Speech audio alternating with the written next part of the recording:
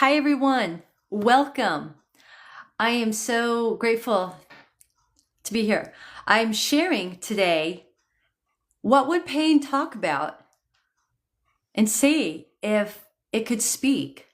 And I share my story quite often, how I communicate with pain. And pain is always communicating with us, but people don't listen. If we were to listen, we would know. So I'm here to share what would pain say if pain could communicate, and sharing my story. Pain would say, and I'm just going to go ahead and go through the exercise. I'm having a hard time here.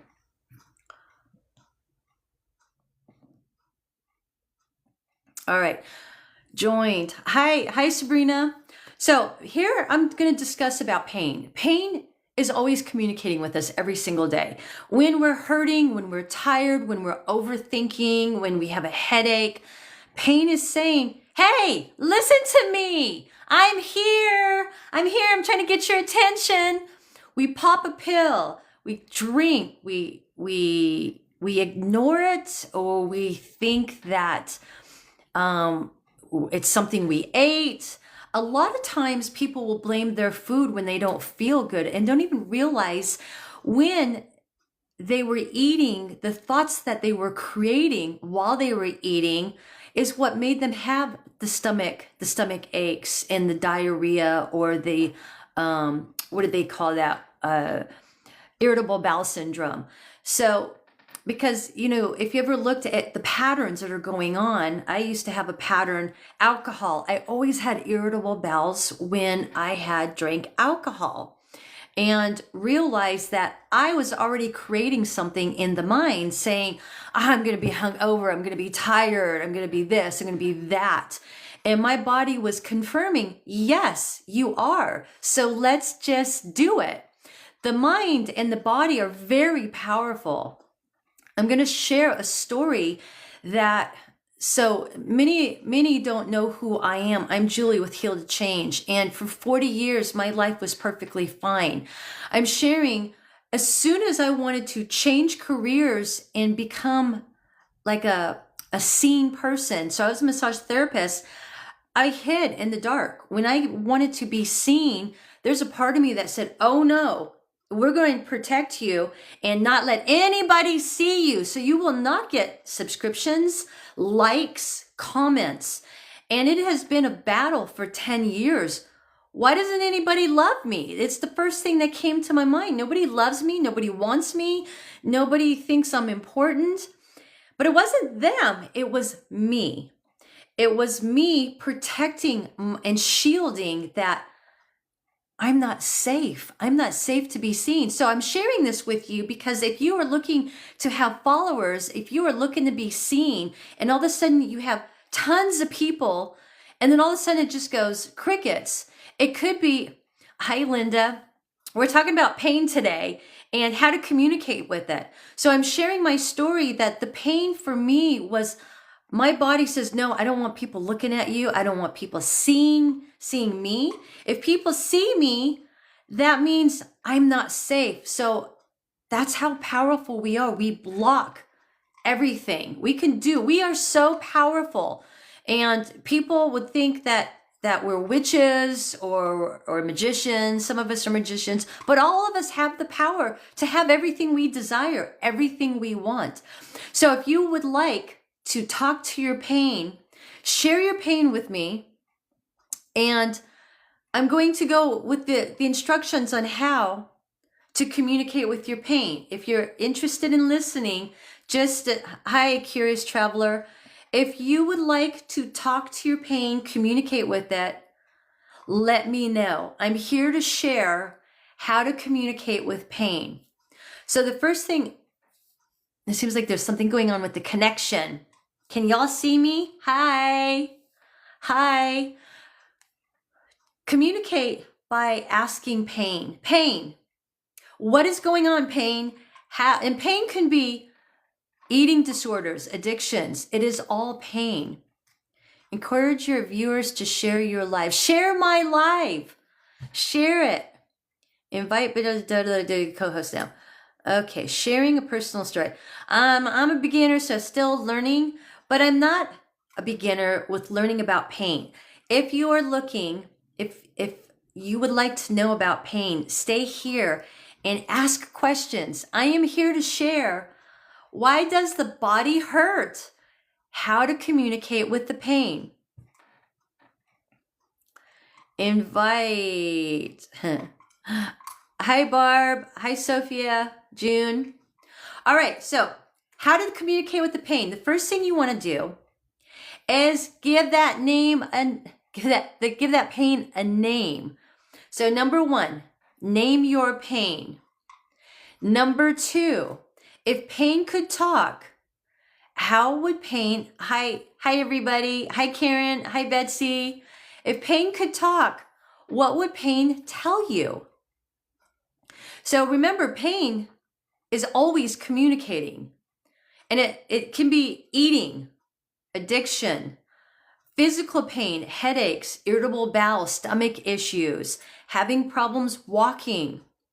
It could be overthinking. Anxiety is pain.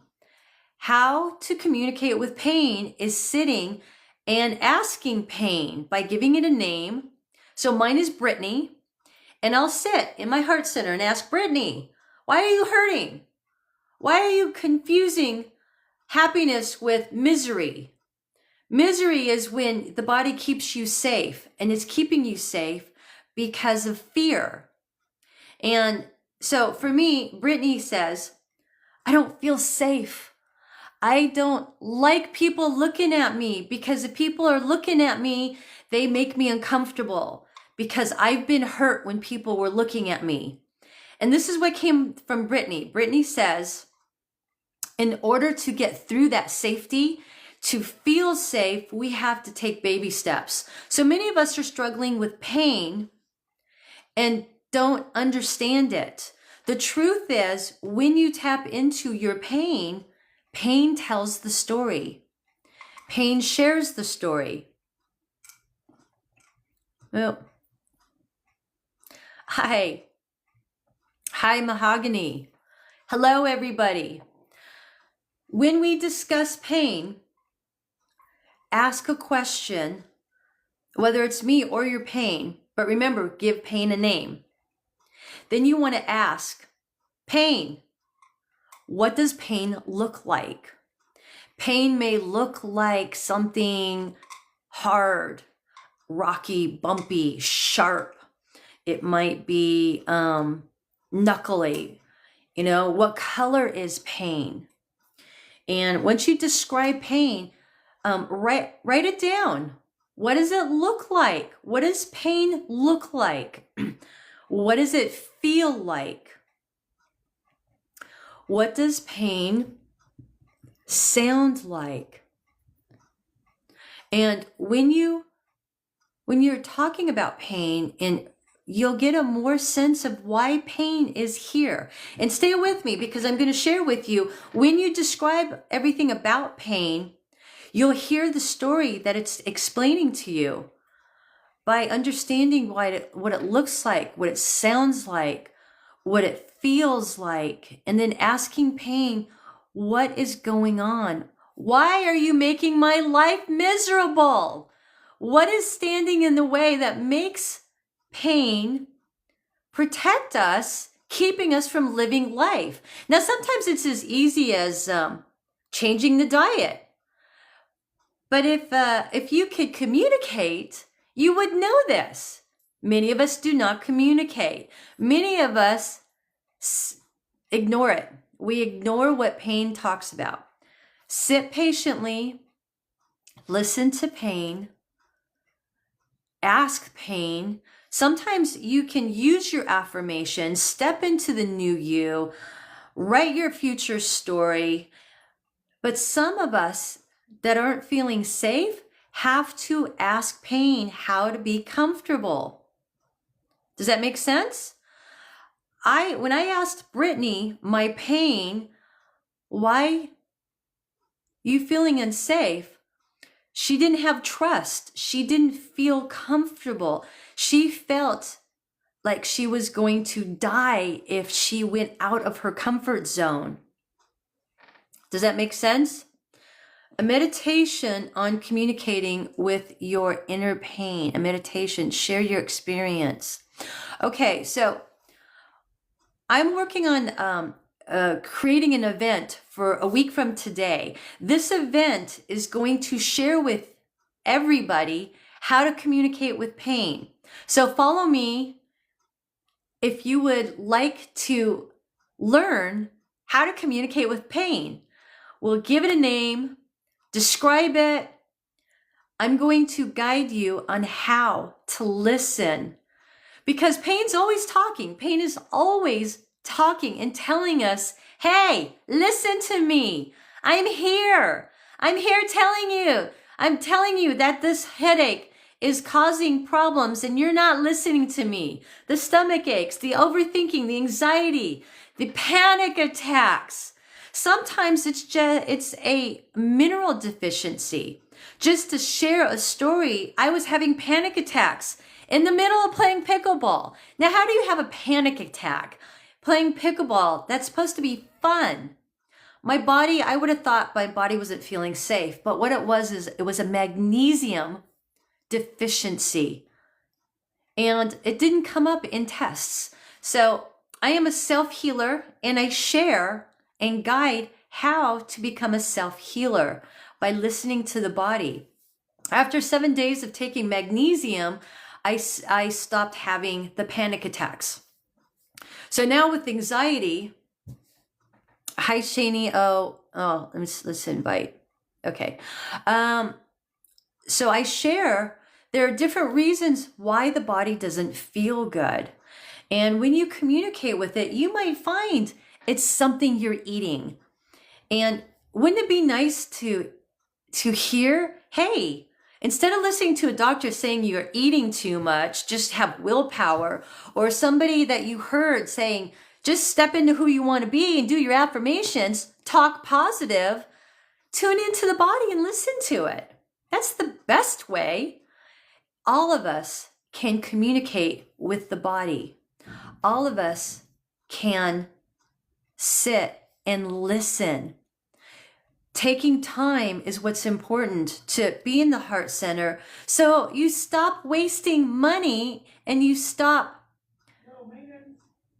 Oh, somebody was at the door. And people will stop listening to everybody else. Stop listening to everybody. Tune inside. Only our own body knows what's going on. Is it parasites? Is it diet? Is it we need circulation throughout our body?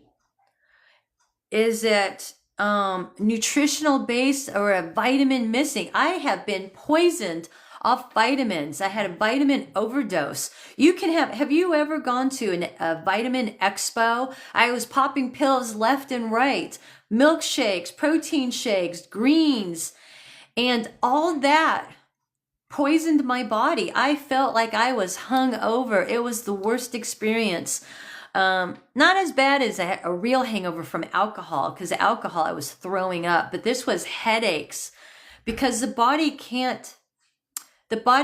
has to filtrate everything. And if too much goes in at one time, it backs up your organs and it comes back at you feeling like you've been poisoned and sluggish. And that's what a hangover is. A hangover is your gallbladder, liver, and kidney could not filtrate everything and get it out of your system. It was too much at one time. That's what creates the hangover. And then the lack of water, you got to drink a lot of water to filtrate it. So would you be interested in learning the event? It's next Thursday. I'll be posting it in the next couple of days, but follow me if you're interested in learning how to communicate with the body. And then once you learn to communicate, you ask, is this nutrition? Is it lack of exercise? Is it my mind? A lot of it's our mind. It's what we think. We are thinking, I'm not good enough. I'm not smart enough. I'm not important.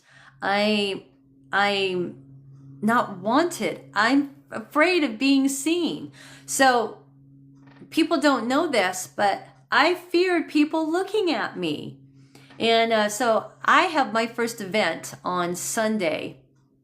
And on my first event, the first event I will be sharing, I'm going to be doing a breath work class. And my body's already starting to I have to work with the body. And working with the body means helping it feel safe. Why doesn't the body feel safe? The body doesn't feel safe because there's an experience of trauma that it went through in the first 7 years of life. The first 7 years of life, you repeat the pattern, the program, the root cause. The root cause will continuously replay over and over again. And then it has layers. It's like roots growing around the root cause and branches, and it intertwines and it gets stuck. Has lit up August. Does that make sense?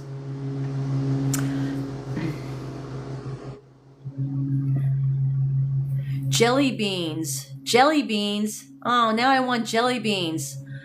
I'm supposed to get off that stuff. Anyways, I'm here to share how to heal. Whether it's detoxing, cleansing the body. How many detoxes do you do? When I was doing a parasite cleanse, I did it for 90 days. I was flushing out parasites. Mind you, I was doing an enema for 90 days. And there were so many parasites in my gut, way up in the gut. And while I was doing the cleanse and doing the enema, and although you might think it's gross doing an enema, I released a lot of stuck stuff in the intestines. A lot of times our food gets stuck in a place because there's a lot of parasites that are building colonies. I call them colonies. They got their little fort right there in the small intestine, waiting for the food to come in. And then when they poop, that's toxins, and it gets stuck. It's like a glue. It's disgusting. But cleansing that out, I've cleansed it out with certain, what do you call it? There's a recipe. I have the recipe on here to cleanse out the plaque. It's intestinal plaque. So I did that a year ago, and you have these stringy, gross, rubbery looking things coming out. And it's really, it's cool, but for some, they think it's disgusting because a lot of people do not like to, look at their poop. But as a digestive specialist, I focused on learning about the stomach and the elimination. You have to eliminate. So a lot of people don't poop every day. If you're not pooping every day, you're backing your body up with toxins. Think of your body. The trash can. When you have trash sitting, after 3 or 4 days, it starts to stink. Well, that's your stomach. That's your body. If you're not eliminating every day, it starts stinking, creating gas. And in your body starts malfunctioning because it's not pooping every day. You got to poop. You got to drink water to flush that stuff out. Water keeps you lubricated. You got to do your good fats too, because fats help line the mucus in the intestines to push all that stuff out. So now you got diet, what are you eating? What are you putting in your body? What are you eliminating? Are you cleansing between organ cleanses, parasite cleanses, and cleaning out your bowels? Going to the bathroom every single day is important. Eating your fiber or whatever it takes to get you to poop. Thank you. And then what are you thinking about? What are your thoughts in your head?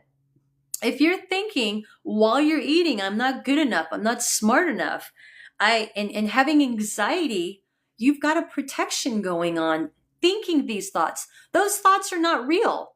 They're your thoughts, but you're smart enough, don't you? You know you're good enough.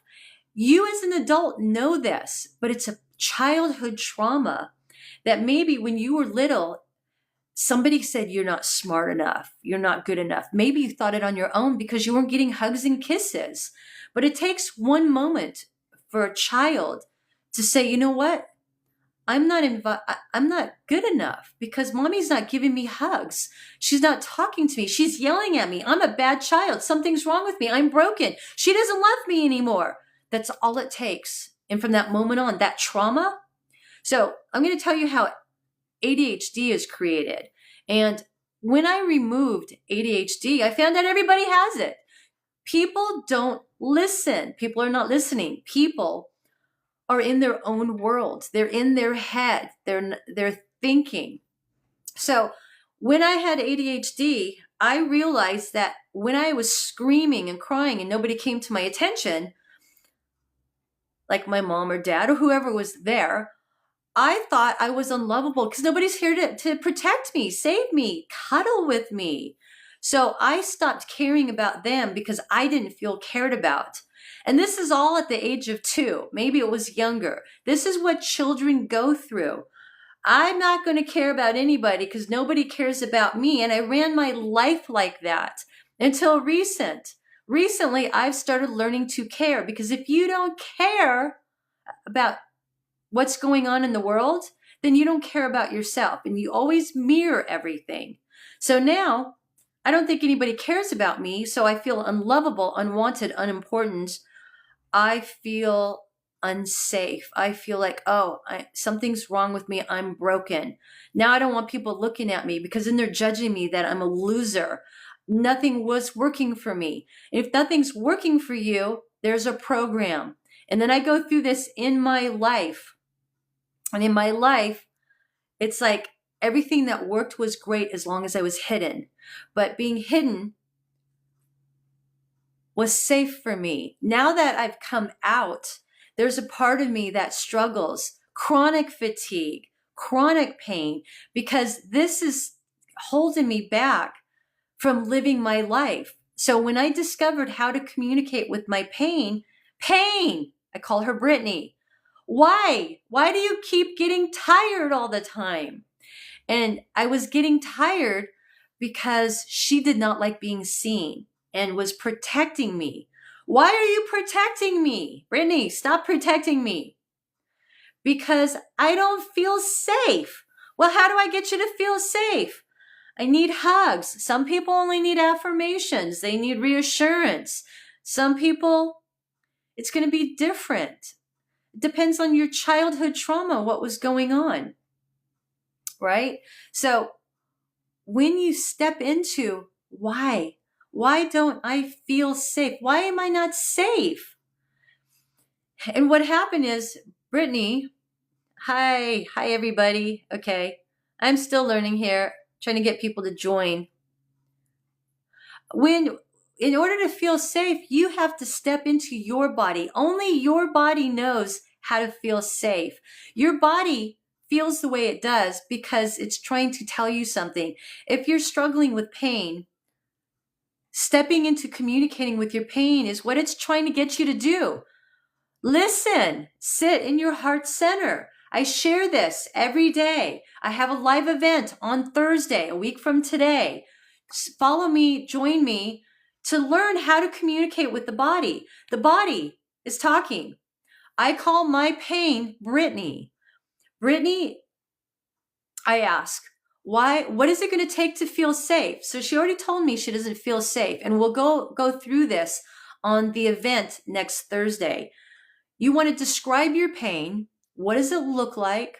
What does it feel like? And get detailed. The more detailed you get, the better outcome you will have. So what does it feel like? What does it look like? What does it sound like? Do you know that a lot of clients that I work with, when they say it sounds quiet and scary, quiet can be scary. That's why people stay busy. People stay busy because the quietness is uncomfortable.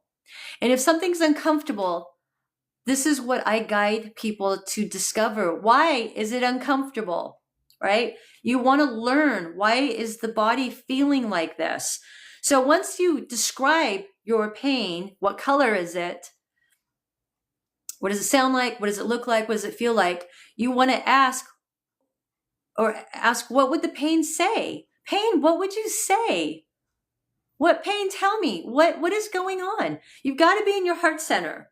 Out of here, let the answers come, because we are a powerful tool. Our bodies are powerful. We're just learning. We're learning to tap into it. It's amazing.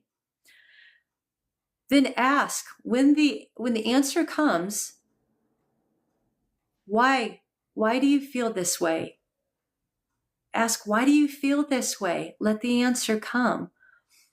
Only your body can share with you why you feel the way you do. And this is what you want to get to the root cause. All the coaches in the world that had worked with me, they had answers that worked for them. But we all have our own answers because we're all individuals.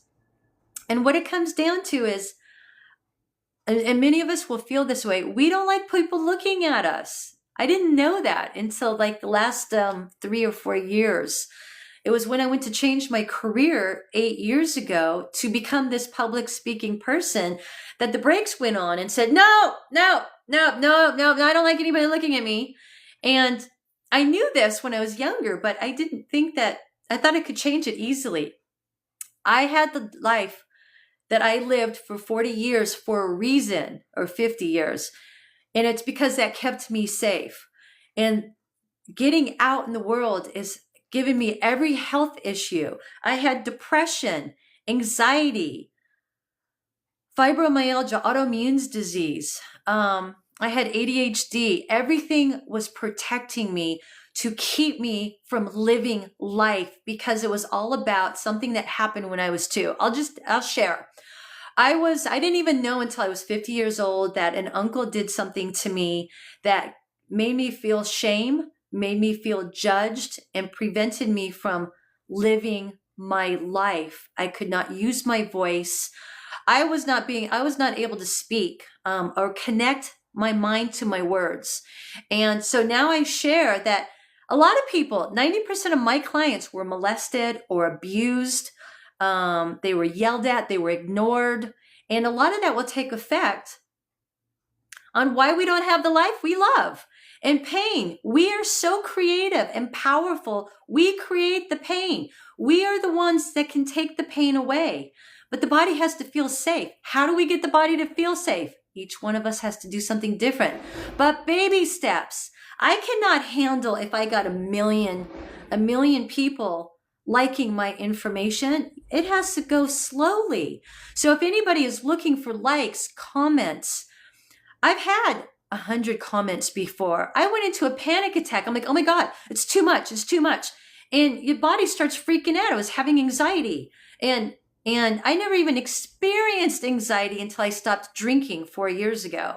And a lot of that is all protection. The only way I could talk and have fun was to drink, because a part of me did not want to move forward. So follow me, share your story. If there's something going on, ask me. This is what I'm here. This is what I'll be doing every single day at 9 o'clock. It's 9 o'clock Pacific Standard Time. Share with me where you're at. And thank you. Is there a question? Is there anything going on? Is there any pain going on in the body? Share with me and I can guide you on what's going on. So if you missed part of this, I talk about 5 things that create the body to malfunction. What we put in our mouth, food, what we eliminate. It's very important that you eliminate, all the food, because like a garbage can, if it sits in there, it's poisoning your body, making you feel sluggish, making you have inflammation and causing the body to hurt. So pooping every day. I'm just going to say it, pooping. And eating good foods. Yes, I ate really good foods. I was healthy. I exercised. I drank water. My body hurt. I was inflamed because I was protecting myself. Our minds will protect us. That's why we have anxiety. That's why you have overthinking. Your body is trying to protect you by overthinking. You got to tap into that overthinking. Why? Why are you not calm? Because we don't know how to be calm. First of all, if you're scrolling and you're always staying busy, you have to sit and be calm. When you sit and be calm, it's uncomfortable. So, because we're not used to it, it's very important to start sitting for at least 10 minutes. You know, when I sat for 10 minutes, I was writing notes. That is not what you're supposed to do. You're supposed to sit and listen. Get in here in your heart center. It's scary. And it was very scary for me because I was afraid of what a voice was going to tell me. And I never hear voices. I have a knowing. So we are all intuitive, but we have to tap into it by listening. So if you can go to a park and hear birds and you can hear the wind and you can feel, I didn't feel, I had to learn to feel, then you can be present. Because if you're hearing the birds, you are present. And many people are scrolling while they're walking past the birds. They don't hear a thing. If you're seeing the butterflies and the lizards, running, and the squirrels, you're being present and you're seeing what's around you. I've always saw that, but I don't see when I'm with groups of people. I had to learn that. I also had to learn to be sober. I'm not saying to be sober yourself, but no buts. I started coming out and wanting to be a better person, wanted to have joy in my life, excitement without drinking. What is it that kept me from being happy without alcohol? Well, I've been drinking for 40 years. So it's learning, experiencing, learning to hear. I could listen to people all day long, but I wasn't hearing a word they were saying because my ADHD put me out in left field. And I had to learn that I was afraid to hear what I had to say because of my purpose. And in learning to speak, I was told my voice is my moneymaker. And I'm like, oh my God, who's going to listen to me? And many of us have a story. You have to use your voice. Do you feel that sobriety truly changed your life? Was it worth it? I have a 13-year-old, so having him grow up and seeing me sober, yes, it's worth it. I learned a lot. I can go to a party without drinking. So I'm going to say yes. I can go and dance. So the reason I had a hard time being sober was I couldn't dance and sing and talk in crowds. I can do it now. And so yes, it's well worth it because we know alcohol is bad for us. Now, an occasional drink's not bad. But I probably look and feel a lot better had I stopped drinking a long time ago. And so the longer you wait, the harder it's going to be. And now, the reason I drank, so I'm going to share, the reason I drank and I was uncomfortable is because I didn't like people looking at me. The only way to be comfortable was to drink. And if I was doing drugs, I wouldn't even go out of the house. So that was another part of me. That's still Brittany protecting me, saying, hey, let's go do drugs because then we'll stay home and stay safe. So alcohol was the only thing that got me out of my life. Alcohol was the one thing that I could be myself. But being myself took time from the time I stopped drinking, because when I went out in public sober, I didn't speak. Speaking at the time was not feeling safe. If I speak, people would be listening. That means people are looking at me. So there's a big thing that I had to go through. So alcohol was the first one to realize, how can I be comfortable without alcohol? It takes practice. And I could stay home and not drink. But if I wanted to get out of bed, I had to start drinking at 3:00. Are you looking to make changes in your life? So I'm going to share with you how I stopped drinking. So I did a video about it. I wrote a song about it. I'm still working on, I just started singing when somebody said my voice is my moneymaker, and I talk about drinking. So I went to a bar and I made sure I had a drink in front of me. And I put the drink, it was Bacardi and Coke. I sat at a bar, outside bar, and I had to ask, and I journaled. So try this. I journaled why, and you can do this with anything: food, alcohol, drugs, smoking. Why do I need this drink? What is so important about this drink that I have to have it? And as I started journaling, Brittany, I call her Brittany, started saying, everyone's looking at me. Everyone's calling me a loser. What a fraud. What an embarrassment. How dare her come out here? Who does she think she is? Look at, she's all by herself. She is a loser. She's fat. She's stupid. She's ugly. Now, nobody is saying this, but this is in my head. This is how, because I was sober, I never even knew I had these kind of thoughts. But I did believe people would judge me. I just never thought that I was judging myself that bad. And mind you, I had my own business at 19. As an adult, I thought I was doing very good. But it's the inner child that kept me small, not able to make enough money to have the dream that I wanted. So I just assumed I didn't deserve it. And so after I wrote and journaled all that information, I drank the cocktail, went home and started communicating with my body to find out how can I feel safe and understand that this is a lie. This is so incredibly relatable. Yeah, so try that exercise. Please follow me and comment. And because it took me, so that was 4 years ago. I tried with food, and food was my first addiction. So I was probably 8. Getting to the reason why I was eating, it's only recent that I've really gotten to the root cause, and still not feeling safe. I had recently lost 35 pounds from eating. I put on weight. So when I went to change my career 8 years ago, I thought it was about dating, which it is about dating, because dating means I attracted the unhealthy guys, ones that made less money than me and always needed help and bailed out. And they cheated, lied, stole from me, hurt my feelings, belittled me, and I took care of them. You know, I mean, it's one thing, it doesn't matter. I was attracting the kind of people that I felt about myself. I felt like a loser. So if you feel like a loser somewhere in your programming, you're going to attract losers, because you attract exactly how you feel about yourself. When you start feeling like a winner, you attract winners, right? Conscious Claudia.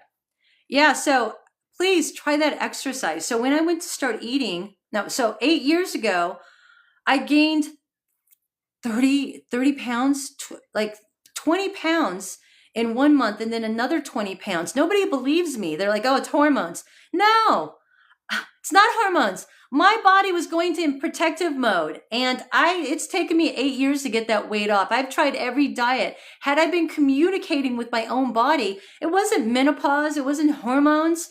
It was my body saying, I don't feel safe. I'm going to put this weight on. I'm going to keep it on because I feel protected. So I haven't dated in 8 years because I felt fat. Now, mind you, it was only 40 pounds, but still, for me, I felt embarrassed. I was only 40 pounds in my stomach, so I looked like I was pregnant.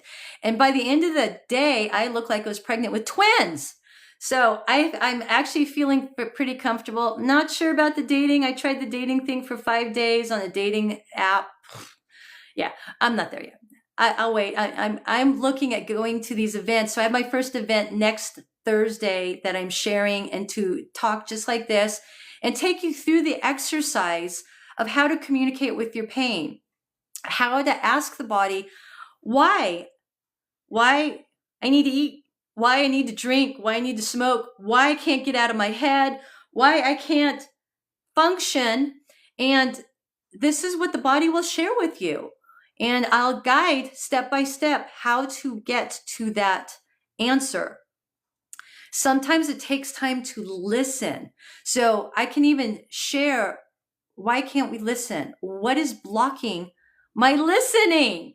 It's because I was afraid to listen, and I was embarrassed. There's a lot that goes to play when there's a childhood trauma, or if you don't feel the love for yourself, feeling important. So to get to why I was eating, and let's see if I can remember. I was eating because I didn't feel safe, and I feel like I'm going to get hurt. If I get skinny, if I stop eating and not distract myself with food, it's because I distract let me rephrase that. I distract myself. Sometimes my mouth talks faster than my mind. I distract myself with food because I'm afraid of moving forward and having the life I love, because I'm actually admitting that I am wrong, that I am safe. So my 2-year-old Brittany says, I'm not safe. And it's a slow process to help her feel safe. And in the meantime, the eating was my first addiction, and helping her. It's been 3 weeks, and I'm feeling pretty confident um, that that I'm feeling safe, that I don't go for food. I actually have to tell myself to eat now. And food is actually boring, which, okay, I'm 60 and I've never felt that food was boring. Even ice cream, I just, And this is how my mom is. My mom does not have a food addiction at all. She's never had cookies, cake, ice cream. So boring. And I'm like, I want to be boring. I want to have new adventures. I want the money to come in and travel and have fun and enjoy life naturally without food, alcohol, drugs. Drugs were never fun for me. I still did them. Smoking, I can't smoke pot.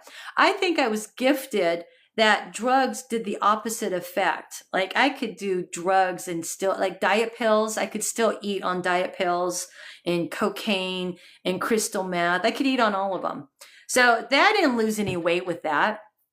Alcohol was the only thing that was fun for me. Pot made me paranoid. So that was that. I mean, universe, you're killing me. I want to be with everybody else, but I'm different. And I think that I got to be grateful. I'm grateful that I didn't love that stuff. Sometimes we do stuff that's bad for us because we're punishing ourselves. And we're punishing ourselves because we don't feel safe, and it's actually a protection. So my gift is the pain that I've gone through. And when you can look at your pain as a gift, because once you discover why you have this pain, there's a reason why you're drinking. Maybe you're not comfortable. Were we talking about drinking, Conscious Claudia? When people drink, now remind you, drinking is everywhere because people are not tuning into their body. I had to learn to process. So this is what I learned when I stopped drinking. I've spent 8 years processing, crying all my feelings of, oh, I was going to say hi. Hi, Cheryl. Processing. So when we work all day, we're stressed, we hate our job, we hate our boss, we hate that we don't make enough money and we don't feel smart enough. When you get done off work, all that stress, if you don't process it, it's going to wear you out.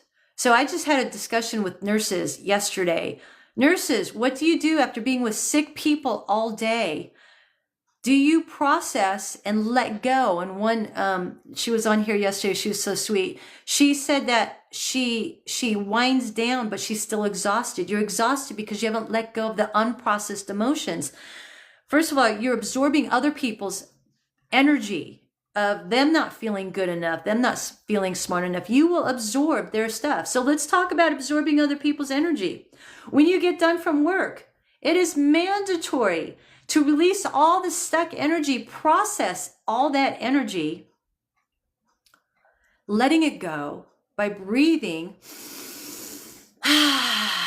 Just letting, you got to breathe to unstick all that unprocessed stuff out. So I do breathwork detoxing, and that's what I'm going to be sharing with you on Thursday, next Thursday.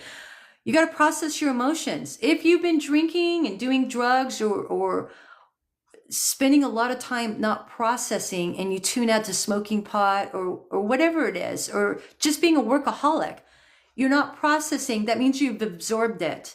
That's what makes you feel heavy. It makes you feel stuck, heavy, exhausted, all that stuck energy, tired, laying around, unmotivated. And it may not even be your energy because we're around people that are unhappy. So many unhappy people that we can absorb them. Smoking pot is bad. I'm not going to say it's bad. So glad I came across you live. Oh, thank you, Claudia. Conscious Claudia. I'm curious what you do that you're conscious, Claudia.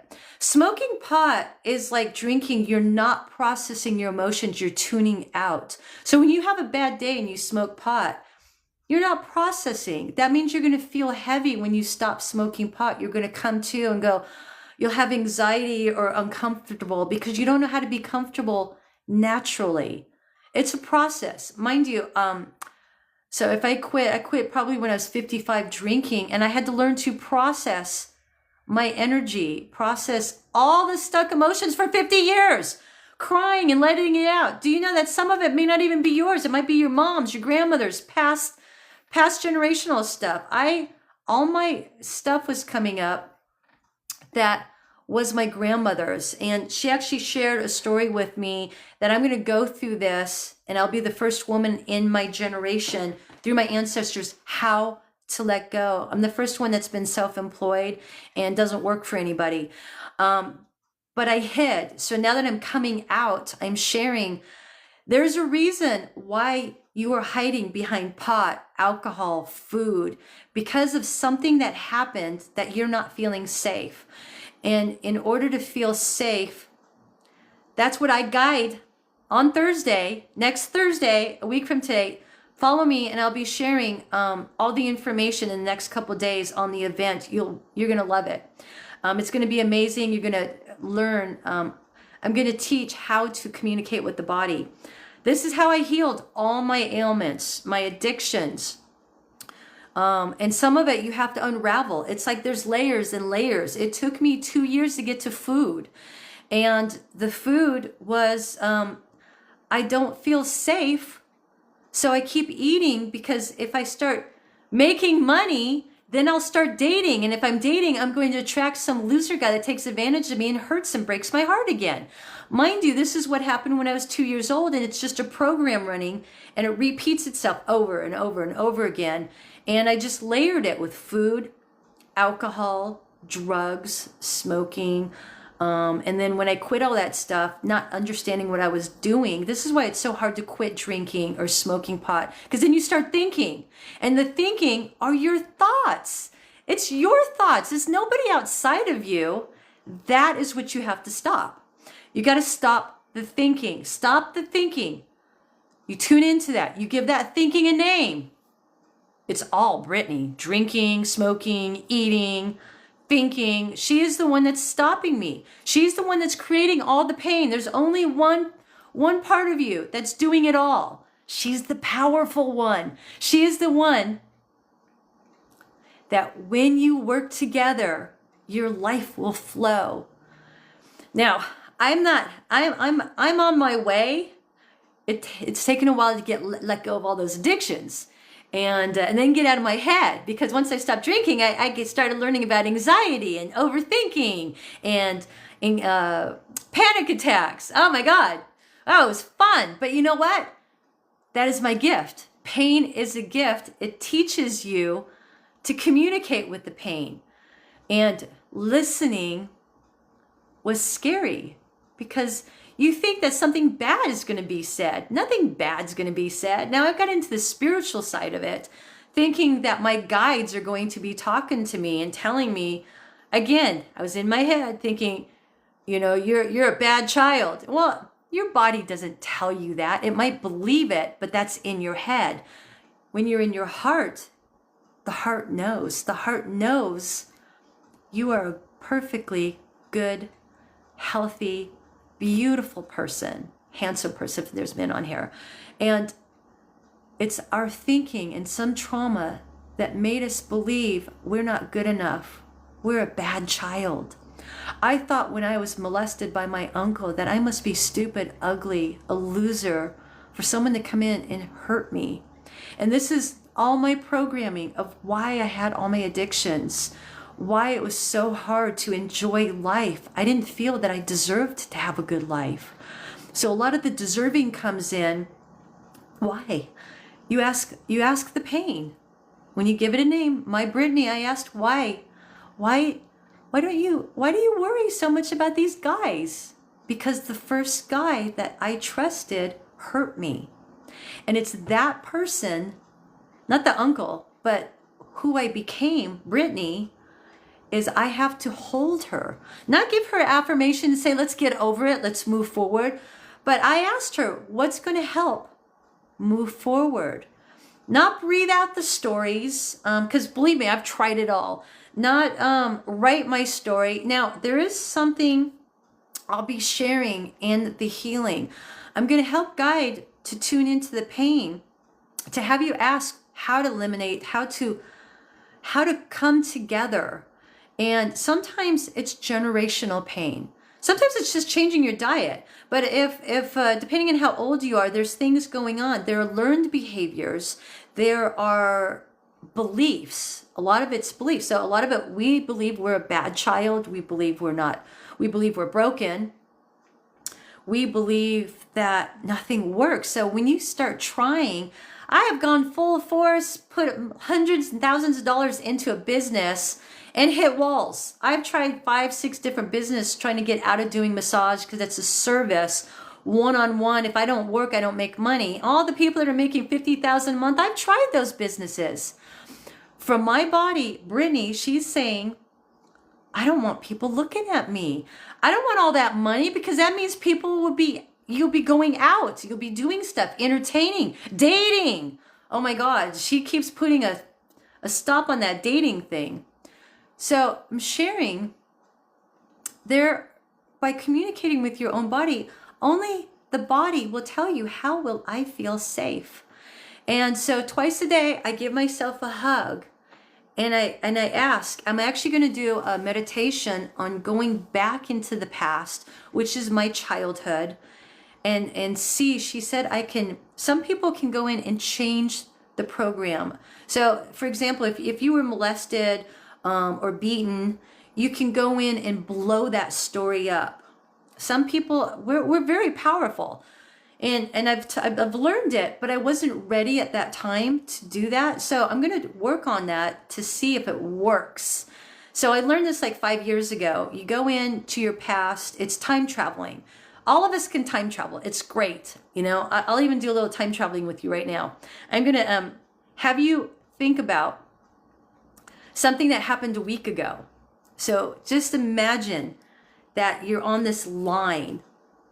Okay, first of all, you know, I guess I have to ask, you know, which way is the past to you? Is it behind you or is it to your left? Look at your past. Which way? And then on the opposites, your future. So you're going to go in your past and you're going to say and think about something that happened a week ago. And then you're going to think about something and you're going to float back there, because when you remember it, you're going into your past.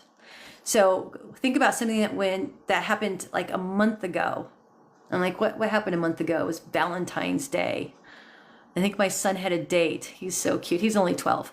And so I got to hear about his date. So I went back there. So you're going back a month. Then you go back a year. What happened a year ago? Well, it was another, St. Patrick's Day, and I stayed home. I know what I do on St. Patrick's Day. I stay safe. So that's time traveling. And then you bring yourself back to the present today, and then you go to the future, like something that's going to happen next week. And then something that's going to happen in a month. Make it up, make it fun. So what I do is I take people back to their inner child. And so all of us can do this. I have actually gone back to my past generational trauma, where I found which ancestors, a lot of the ancestors, we carry the same gene, feeling unwanted, unloved, unimportant, and you'll see that in your family line if you pay attention to it. There'll be similarities. And then I have actually healed everything way back, like through my grandmother and past her life, and I've actually healed past lives. But I'm still blocking talking about past lives. So I think she knows. So when you cough and yawn and feel nauseated, that's still that part of you that blocks you. So when I do healings on myself, I start coughing and hacking and like I'm choking. That means it's coming up. That's a good thing. Now, if you're just coughing, because you ate something with pepper on it, that's different. When you're nauseated and you're moving to go somewhere, like maybe you're going out with your friends, part of you doesn't want to, but you made plans and you have to go. That's that part of you that says, I don't deserve to go have fun, unless I have a drink first. You know, I used to be like that, but once I started going out without drinking, I started feeling this discomfort. So what I share is how to go back to the root cause, and talking about some people can explode the event, see the event and say it's time to be saved. There's different ways of talking. But everything that I've worked with through coaches, it hasn't worked for me, but that's okay. My learning is different. And so today I'll go back into my inner child and see if it's time to blow it up. I'm going to share with my Brittany. Ask Brittany, can we change? Remember, we are very powerful people. Can I change, Brittany, the program so we can start living life? And oh, thanks for being here. Did I already say that? I'm self-employed for the last 30 days. Congratulations, Adam. I'm sorry I didn't see your message. So you're saying people only smoke pot to escape? Absolutely. There's nothing bad with that. We drink to escape. We're not processing. I don't even know if you're still here, Adam. I'm sorry. I hope the world brings you peace and happiness. Oh, I missed him. Oh, well. I'm still learning how to be on here. Oh, he was way behind there. All right. So do you have any questions? Please follow me so you hear my next event, which is next Thursday. It'll be live. It's going to be on Zoom. That way I can record it, and I can, it'll be personal. I won't be interrupted. So it's an uninterrupted event, so I can guide people to get to their pain and discover, why am I in pain? Hi Maya. We do not have to suffer. What we have to do is, so let me tell you about doctors. I love doctors. It's taken me a long time to love doctors because I'm a self-healer. And so doctors, hi, I don't know either.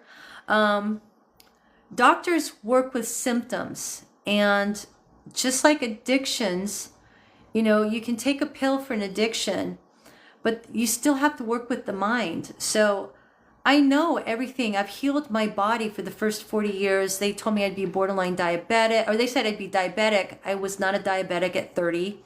I went to a higher protein diet. They said I'd have autoimmune disease for my entire life. I had Epstein-Barr disease. Epstein-Barr disease for me is I had the vitamins were poisoning me.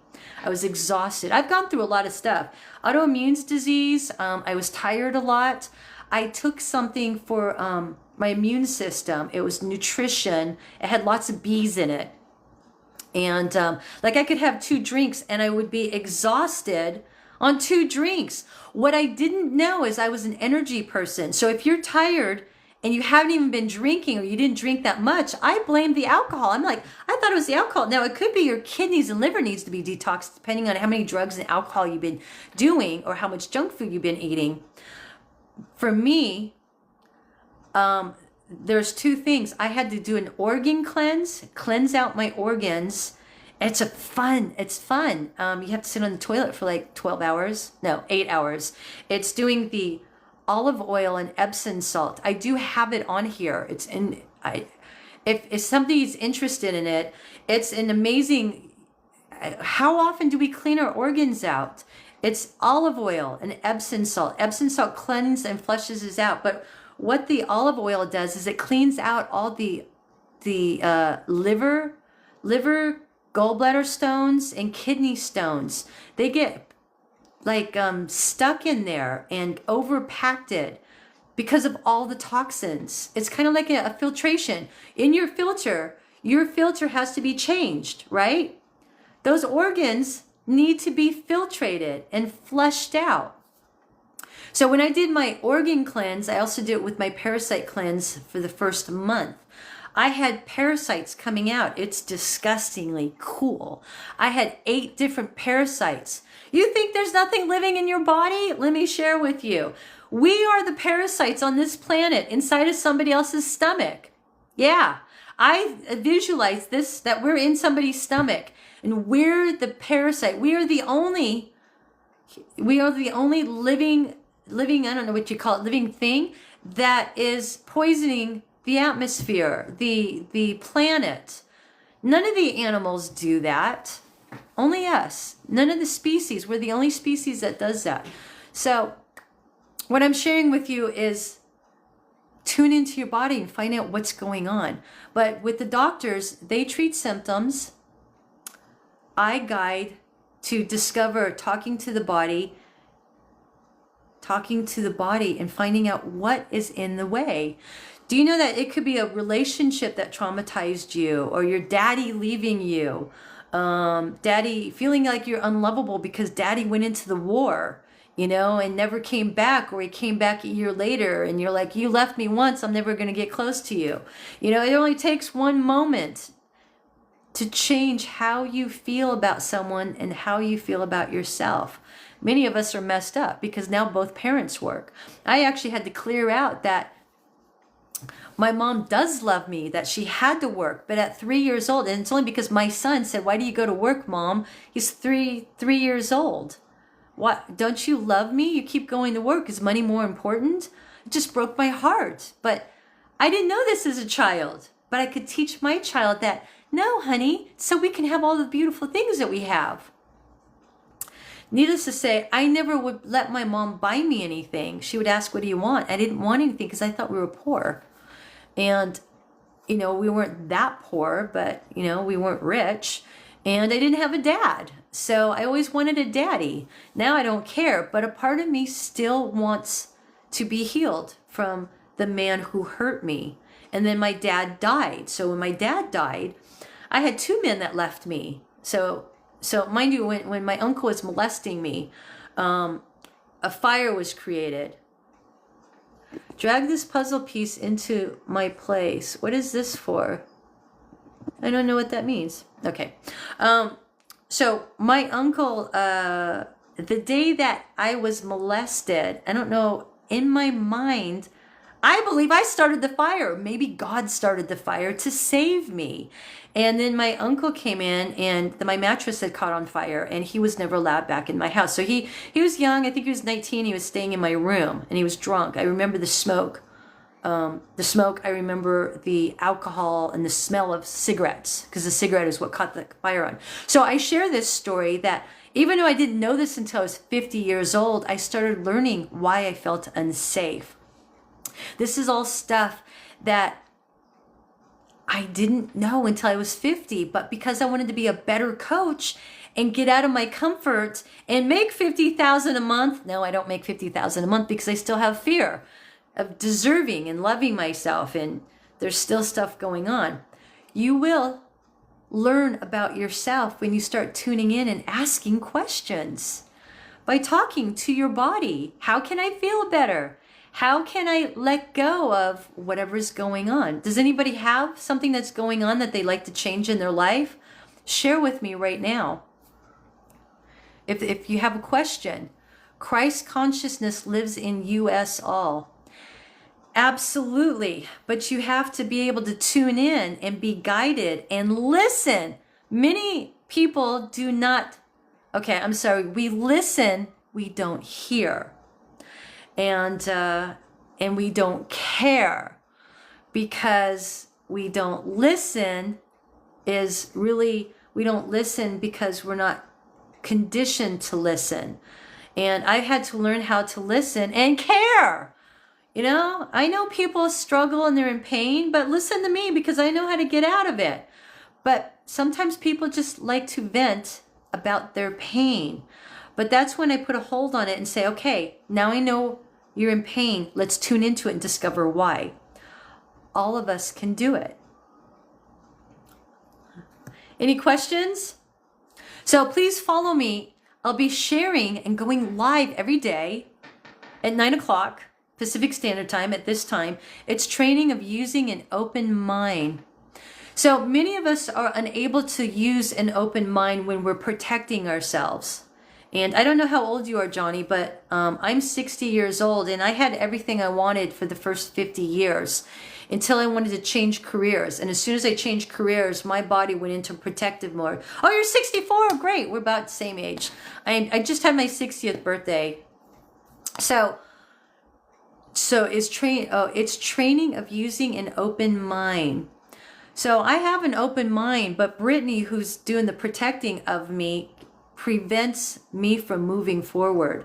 And today we have learned that she needs to trust, and she's learning to trust me, because if she doesn't trust me, we're not going to go anywhere, right?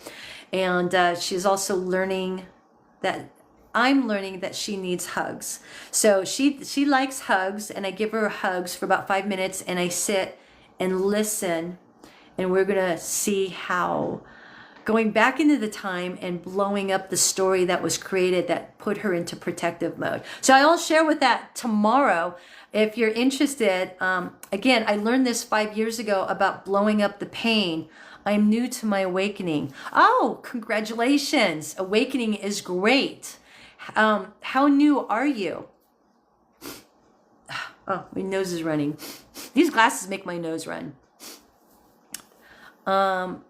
So I went through my spiritual awakening 8 years ago when I went to, my husband died. And I would say going through your awakening, tune into your body. Listen to what people say, but don't get involved on, or if you want, I shouldn't say anything. Get involved, listen to what people's experiences are in their awakening. Everyone's experience is going to be different, right? The experiences we go through a spiritual awakening is, many of us are awakening, and the pain you go through. I went through a lot of crying. People told me it was menopause, but I already knew. You know, right? You know, when you go through awakening, some people are a little off, because it's like, you start understanding things differently. Your friends start changing, and you realize that people you thought were your friends are not your friends. Hi user. I'm not going to say all those numbers. Hi user. Everyone that I thought left me 40 years ago is coming back into my life. I found that I pushed everybody else away to be in the dark, to hide from people. And I've learned why I did all the addictions that I did. And it was protecting me and keeping me small. All the addictions that I did, all the drugs, completely separate, those false trash of the world.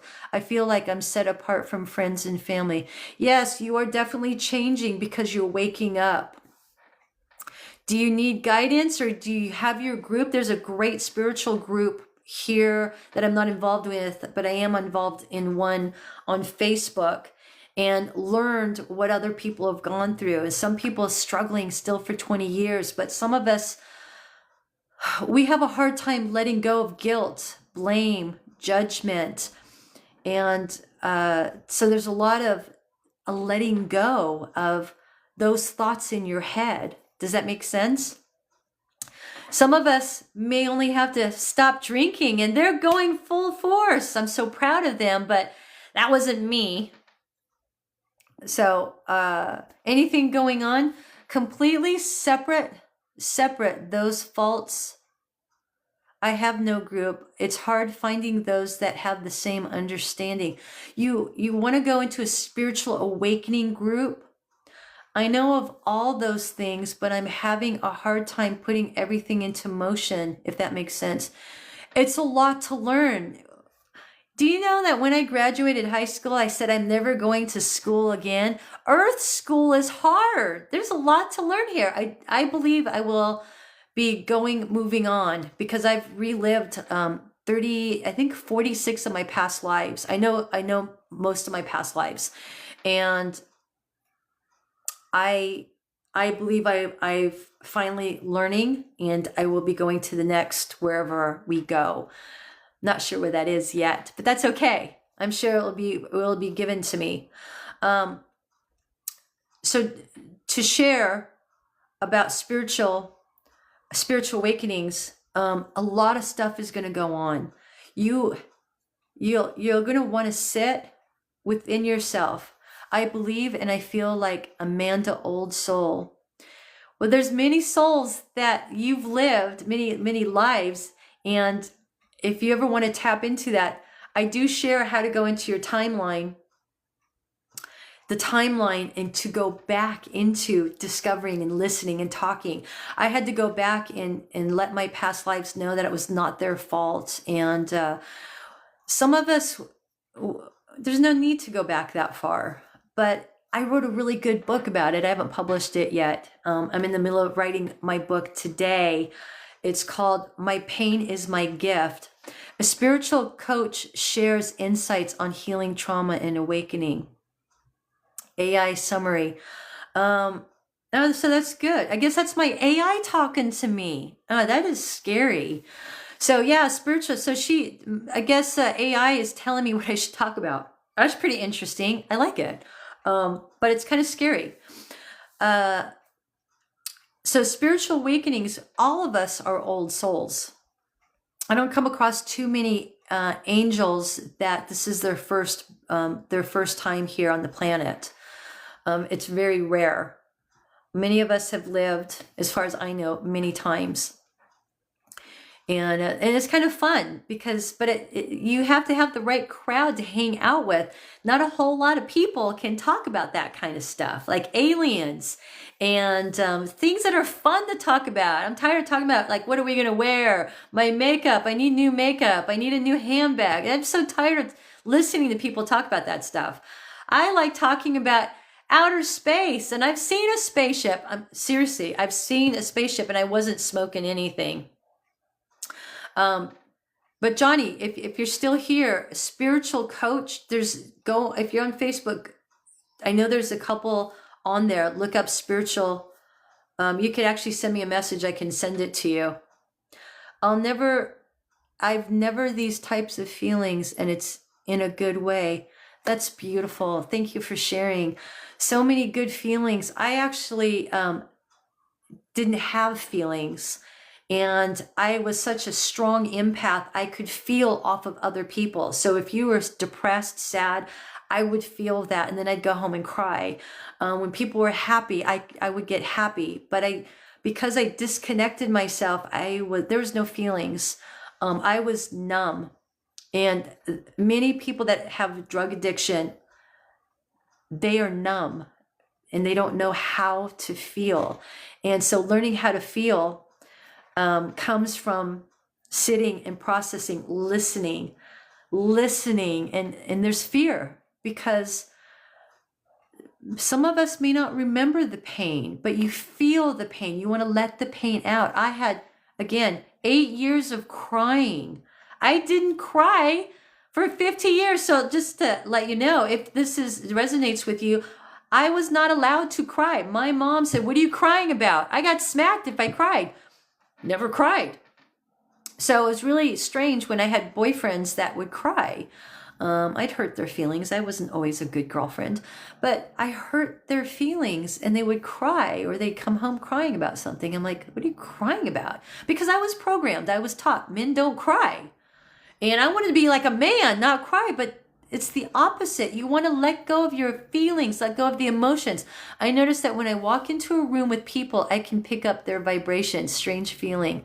Yes, that's, now, can you shut that off? You may want to go have a mirrored sphere around your body before you walk into a group so you don't feel it. Now, are you feeling it and it's okay and you go home with it? Or you're just feeling it when you're in the room and once you leave the room, you're perfectly fine? So it took me a while. So when I was talking about drinking and being hungover, I forgot to finish my story. I would have 2 drinks, be around a lot of people and thought, that's cool. I only had 2 drinks and I'm going to go home and sleep great. And I'd feel hungover. I learned that my empathy was so strong. I felt everybody in the room's pain. So thanks for helping me remind me that I was supposed to finish the story. I had to learn to put that mirrored sphere around me and then clear out. I would just wipe off all the energies and breathe and say, I release all energies that are not mine. All energies and emotions, just I let them go. And I would say this every single day. You know, it's funny because I don't have this problem at the gym. And I think it's a different type of energy that's at the gym than at an amusement park or at a party. There's a lot of stressed people, right? People aren't really stressed at the gym that I'm aware of. I could be wrong, but I'm good at the gym. Always have energy. Now I'm going to have to think about that. I don't have energy by 1 o'clock sometimes. Today I will have energy. It's going to be a good day. No, I feel their pain and anger after leaving. So does it give you that, Johnny, does that give you a heavy feeling? Because if it's a heavy feeling, you want to let go of that energy. And otherwise it's going to make you tired and weigh you down. So let go of that energy. And like I just said, I release, and I do a lot of breath work because energy, we can suck it all in. I'll just breathe like this. And I breathe like this because I had a lot of stuck, trapped energy of suppressed emotions. Most of it was mine. And they say, don't quote me on this, that when you're feeling other people's pain, you're on the same vibration. And if you're just starting your spiritual awakening, you're probably learn to start raising your vibration so you don't feel those low vibrations. Does that make sense? I'm still learning about the vibrations. Although I've changed a lot of myself, I'm still protecting, and but I've come a long way. Good. So every day release this. So this is the breath work that I do to process energy.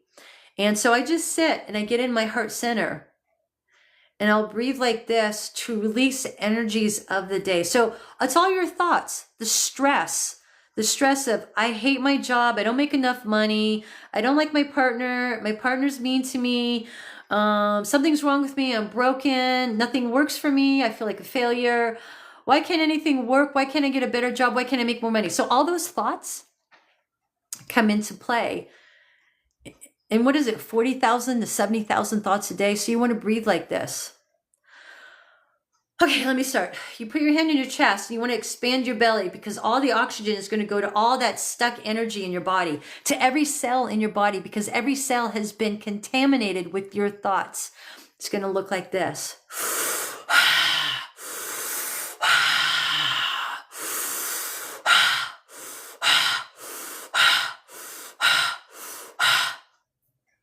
Every time you breathe in, you're going to breathe in oxygen to every cell of the body, expanding your belly.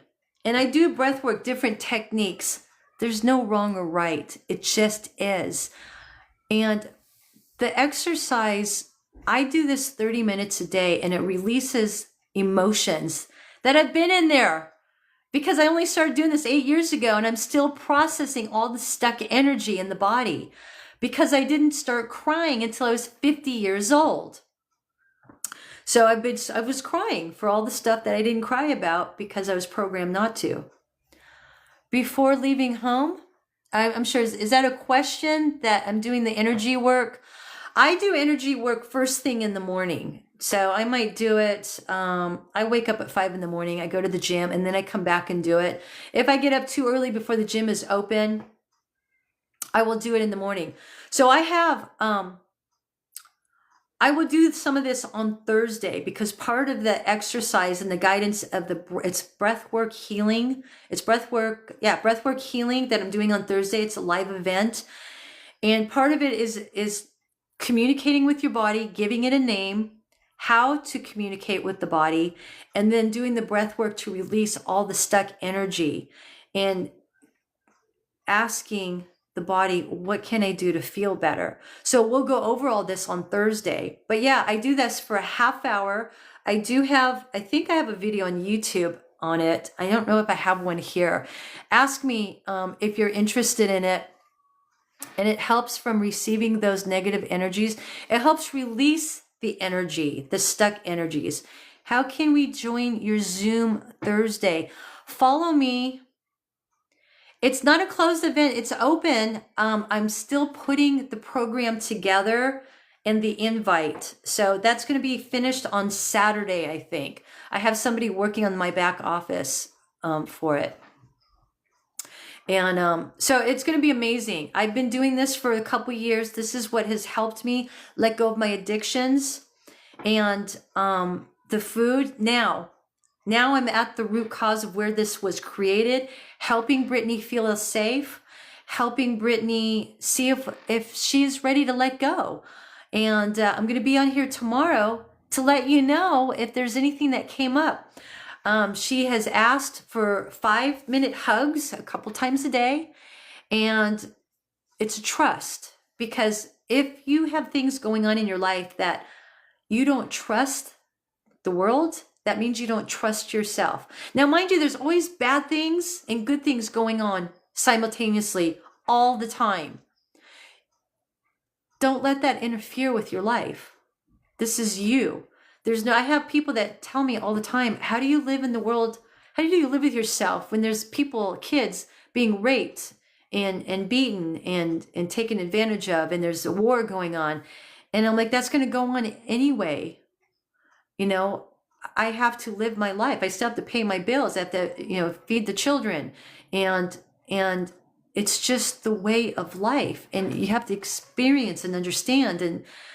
And why are you getting involved with other people in the war? You got to be grateful for where you are and what's going on. I get it. I saw something horrible. I'm not even going to share. It was just so horrible that it bothers me. And I have to let that go when there's things going on.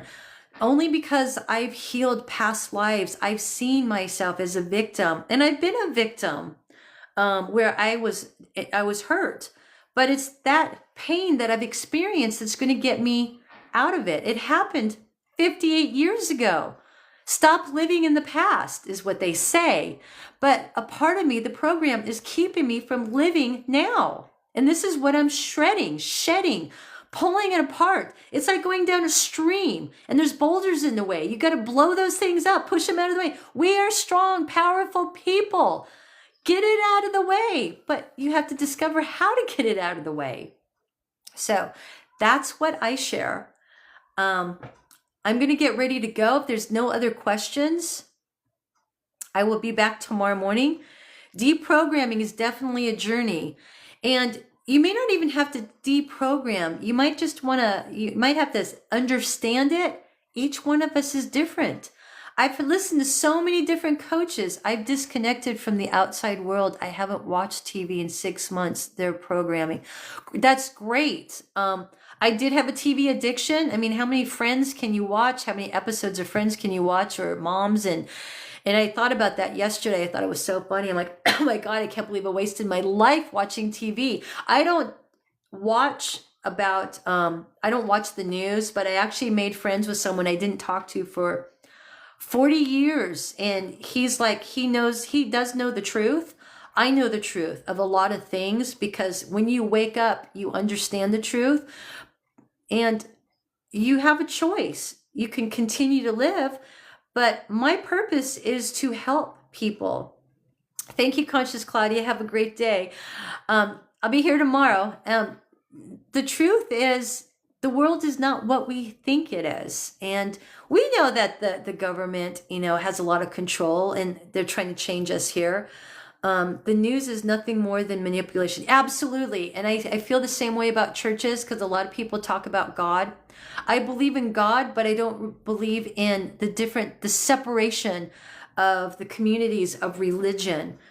The control, Bible should have been written by a woman, because a woman is more honest, at least in my opinion.